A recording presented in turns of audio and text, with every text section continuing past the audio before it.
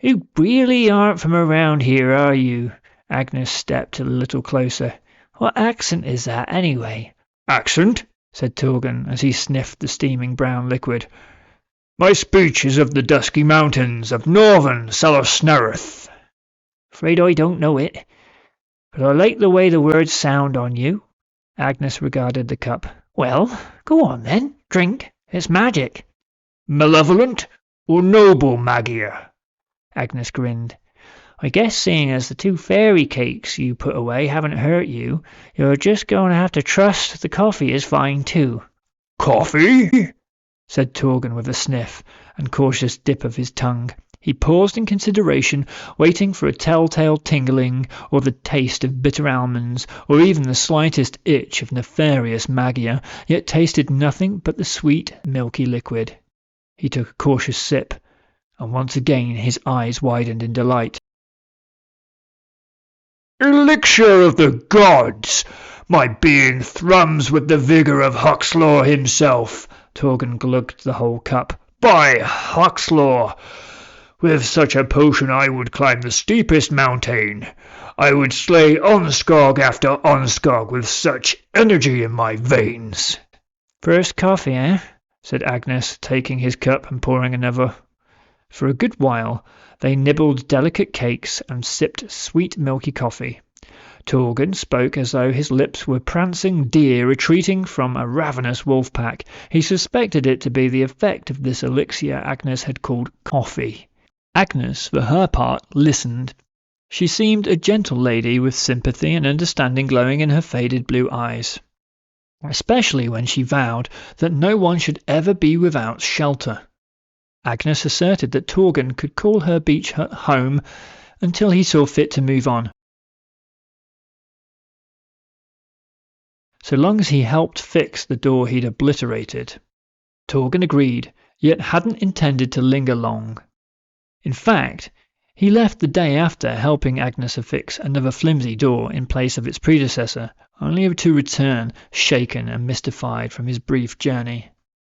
The people of this realm adorned themselves in such strange garb and spoke in an unfamiliar drawl like Agnes. Steel beasts rolled unfettered along smooth black stone rivers, and the dwellings were like bigger forms of beach huts, but built of stone and more robust wood.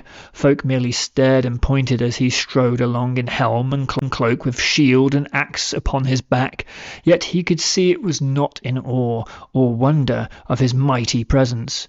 Instead of fleeing at his threats, people's laughter and mockery chased Torgon back to the shore as he sought out the familiar shelter of Agnes's yellow beach hut. After a moon rolled by, with Agnes bringing him pie, a concept of sustenance with which Torgon was familiar, she suggested he come stay with her and earn a proper keep. Any beast that hounds you, any evil or malevolent foulness that plagues your life, I shall annihilate it for you, in return for the kindness you have shown me, he said, hand on heart.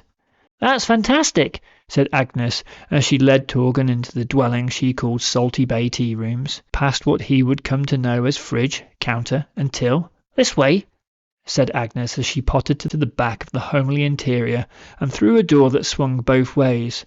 Though no annihilating will be necessary. Torgon squeezed his hulking body through.